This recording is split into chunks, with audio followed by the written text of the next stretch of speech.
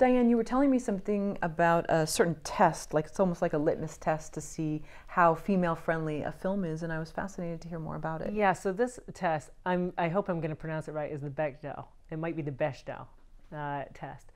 And I first read about it not long after I made Obsoletia, and basically the test asks, the first question is, are there two women in the movie? And if there are, do they both have names? And then the second question is, if there are two women in the movie and they both have names, and most movies actually fail on that first question, okay? But the second question is, if there are, do they talk to each other? And like, I think then it's something like, 90% of movies fail or something. And then the third question is, and if there are these two women and they do talk to each other, is it about something other than men? So this is like an interesting test that I think really highlights for people like the extent of the problem that we have. Like we're just not really aware of it. And then when you ask these questions, they seem so basic, and you realize most movies don't have that. You realize this is a bit of a mess. I realized myself with my first film that it failed the test. So there are two women in Obsoletia. They do have names, but they never meet, and they never talk to each other.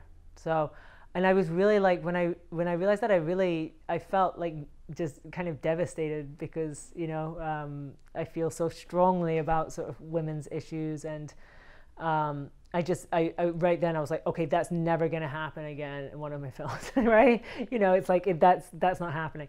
And I deliberately set out, I wrote one film, which went to the Sundance Screenwriters Lab that was about two sisters called STEM, which we're still hoping planning to produce probably 2016.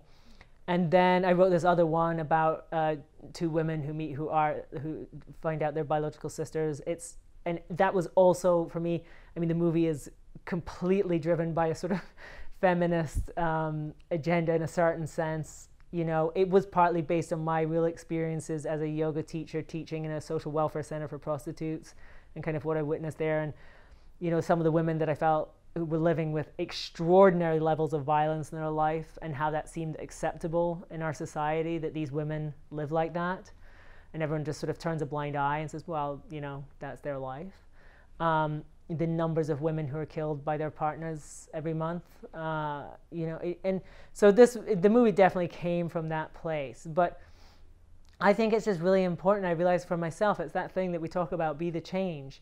If you're not happy with the fact that there's not more women in films, then it's your duty to make sure that if you make a film, there are, And I think, each of us as filmmakers and creators, we have a responsibility. The films we make, they don't just reflect our reality, they also create it, You're part of like creating what you think society is when you make a film. You're not just holding up a mirror to it and saying this is how it is. It's also like what it becomes. And I think it's really, really important that people are aware of that, And if you're a screenwriter and you're writing a script, just ask yourself. It's like, could this character be a woman? Is there any reason why not? I think if I was doing Obsoletia now, I'd probably have the scientist be a woman. And it wouldn't have, the story would be exactly the same. And just with how I feel now about it and the knowledge that I have, I would probably that's probably something that I would have done, and something that I will do in the future. I'm just like, from now on, that's something to be really conscious about. Mm-hmm.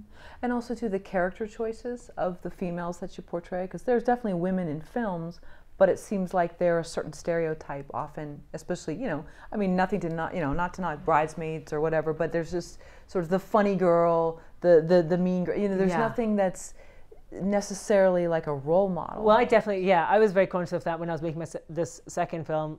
I wanted this woman, I wanted a story about a woman who rescues another woman. And I felt like it's definitely for me a film that is kind of a celebration of female friendship and sisterhood, and what women should do for each other. And I very consciously wanted to make that because I'm so indebted and so grateful to all my female friends and sisters in this world. I definitely wanted to do something too where you see a woman doing something heroic. And I just feel like I've seen so many movies where, it's a guy goes to rescue a woman, and that sort of story plays out again and again. And women are always victims and need men to solve their murders and need men to, you know, also just point out all the men are the ones who have murdered them, you know. And I just thought, I just really wanted to see, you know, to see something different, to create a different narrative about a woman who decides to help another woman, and whatever the cost is to her personally, she is willing to bear it because she knows it's the right thing to do. And when you presented this story out in the world, how were those characters perceived? Were they ever told to maybe, can you play it down a little? Can you make her a little more girly, or could you make her less this or that? I mean, I think I was quite lucky. Like, I mean, to be honest, the road to production with that movie was pretty fast. Like, I pitched the idea. Our son was 3 months old. Yeah. I pitched the idea to A producer, Greg Amon, who was phenomenal, who immediately got on board to develop the movie.